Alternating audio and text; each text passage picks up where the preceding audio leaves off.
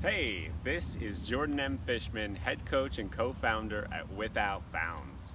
Thank you so much for joining me today. We are in the third week of our reading of As a Man Thinketh by James Allen, new thought leader from the early 1900s, literally over 100 years ago. This man was carving out powerful truths to help you unleash your life, unleash the goodness that is in your heart, and align with the divine being that lies at the center of your soul. So as always, we are here to heal, uplift, and empower you, baby, to be seen, heard, and felt by this world. So come along with me, soul travelers and fellow forever students. It's time to learn what your parents didn't teach you. So we are in day 15. So if you haven't gone back and watched all of days 1 through 14, that's 14 days, that's 2 weeks of jam-packed, full, powerful content, leaving you more powerful, more assured to conquer those physical, emotional, mental, and spiritual forces that would sabotage you, that would prevent you from getting more out of your life. Look, I have crossed the sea, I have crossed the bridge, I have walked through the fire, and I have come out of it a better man, a better lover, a better son, and a better family man for those who I love, and a better friend, and a better coach. And I'm here sharing this stuff with you because I want you to become a better human being as well, especially during this time when our world needs more out of us. It needs stronger people. It needs people who will pick up their weight, carry themselves and each other across this crazy storm that we're all in. And we're gonna get through this together. But in order to do that, we have to equip ourselves with the strength, with the wisdom of the ages, and to begin imbuing that into our own lives and carving that into our existence. So without further ado, my friend, go back again if you need to, but otherwise, we're moving forward. 15th, morning. If men only understood that their hatred and resentment slays their peace and sweet contentment, hurts themselves, helps not another, does not cheer one lonely brother, they would seek the better doing of good deeds which leaves no ruin, if they only understood. If women only understood how love conquers, how prevailing its might, grim hate assailing, how compassion endeth sorrow, maketh wise and doth not borrow, pain of passion, they would ever live in love, in hatred never, if they only understood. So wow, this is a powerful poem. 2 stanzas of just immense truth. So in other days, in other sections, you might have heard me talk about, or you might hear me talk about how if we're tending to our negative animal impulses, if we're letting our animal thoughts carry us wherever ways they will, creating dramas and stories about people we want to interact with, as in we want to hurt, we want to get back at, revenge, or we're mad at people. We're upset that, someone betrayed us. We feel betrayed by the world. If we're letting our negative emotions, our traumas, if we're letting them become the lens through which we see this world. I could put a filter on this video. Maybe I'll add something or edit it in now. Anyway, it becomes the filter through which you'll see your life, that mental and emotional framing. And the danger of this is that because you're letting yourself embody those forms, those forces, that energy, you're preventing your whole being from being filled up by peace and contentment.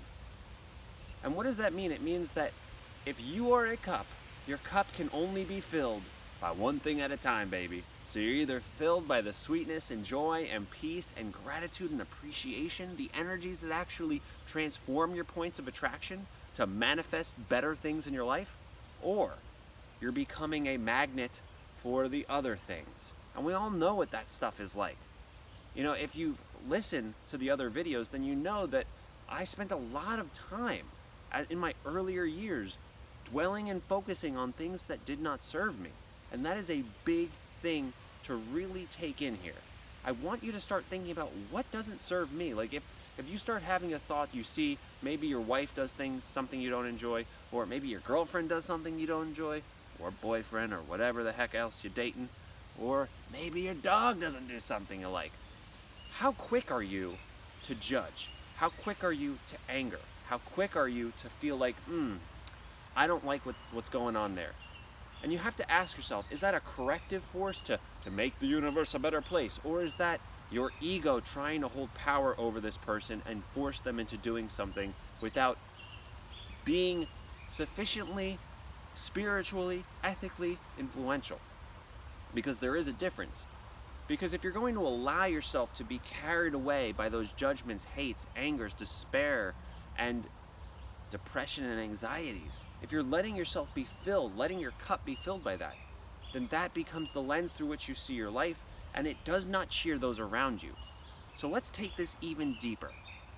So you'll hear me talk a lot about what's called PEMS. P-E-M-S, physical, emotional, mental, and spiritual. These are the dimensions of your life. They interfuse and intertwine. If we're going to talk psychological, we're really talking mental and emotional. If we're talking health, we're talking physical, emotional, and mental. And if we're talking something bigger than ourselves here, we're wrapping that spiritual entity, that spiritual power into this as well.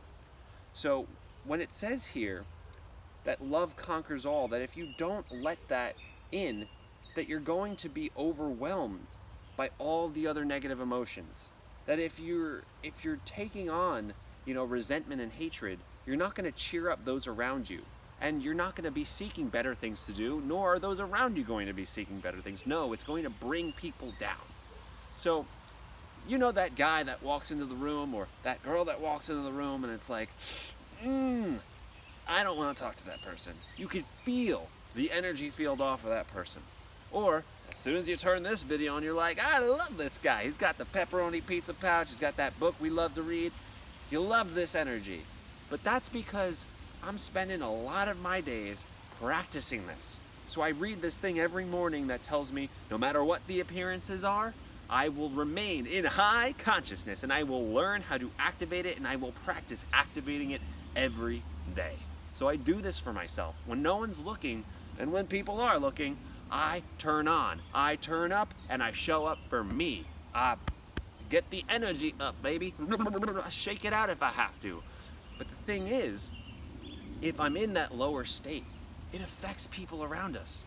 In fact, I read a book called Connected by Nicholas Christakis, and he talks about how daughters in families have some of the biggest effects on their whole family, especially their dads. If they're in an emotionally low state, you, young girl, young woman, be very careful how you feel, because you will change the way everyone around you feels.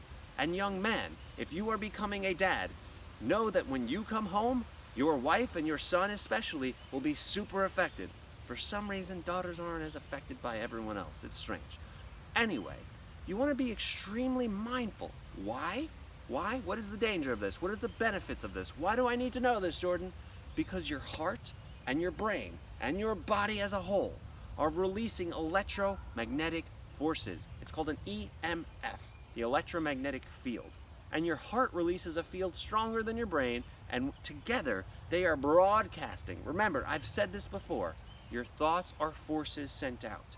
So that means you must become extremely mindful of the vibrational point of the field that you have around you. So we've learned from an amazing book that I recommend from the bottom of my heart. It's by Richie Davidson and the guy that created the emotional intelligence scale, Daniel Goleman. It's called Altered Traits. Now, what they talk about in that book is the power of meditation to actually change the conformational structure of your brain. Jordan, what are you talking about? Actually changing the structure of your brain, meaning your brain is one way, a distracted brain looks like one thing, but a meditated brain, a meditator brain looks different. Under the microscope, whatever you want to call it.